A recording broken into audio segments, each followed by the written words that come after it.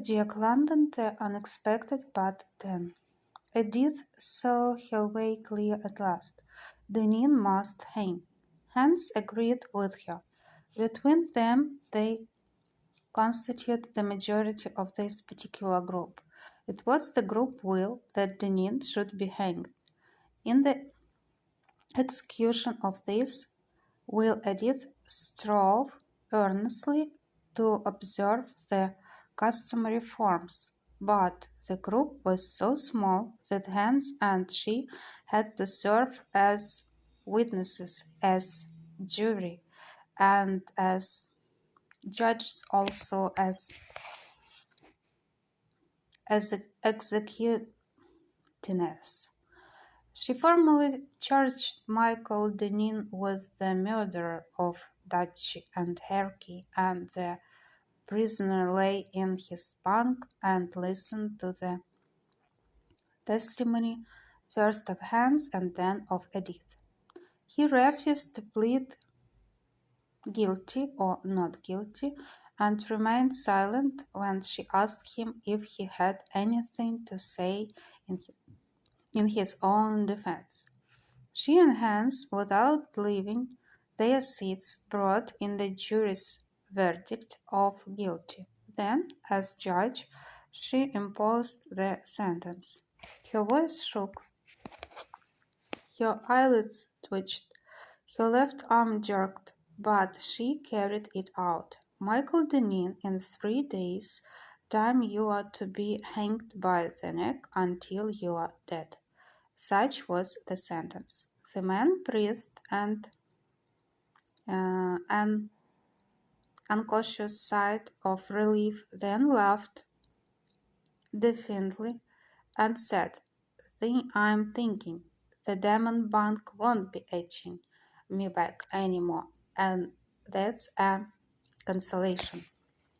With the passing of the sentence, a feeling of relief seemed to communicate itself to all of them.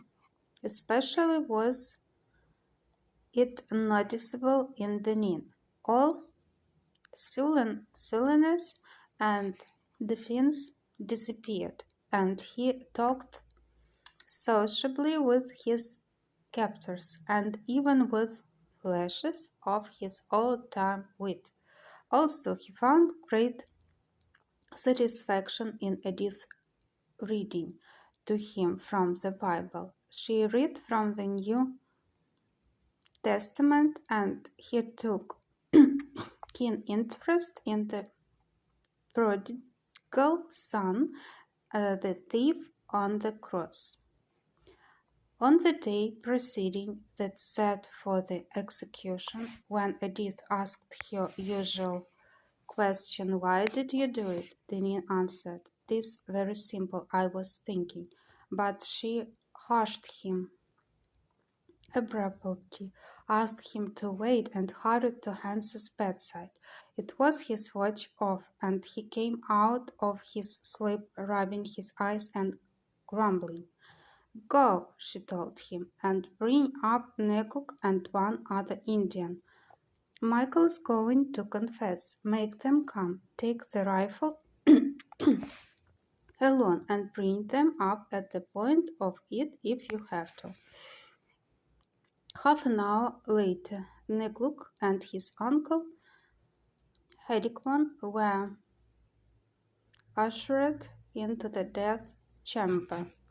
They came unwillingly, Hans with his rifle, herding them along. "Negluk," Edith said, "there is to be no trouble for you and your people. Only is it for you to sit and do nothing but listen and understand."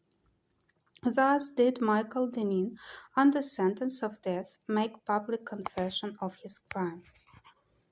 As he talked, Edith wrote his story down while the Indians listened, and Hans guarded the door for fear the witnesses might bolt.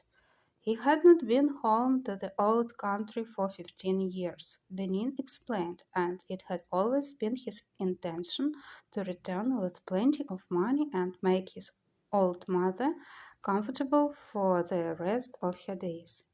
And how was I to be doing it on 1600? He demanded. What I was after wanting was all the good, the whole 8,000.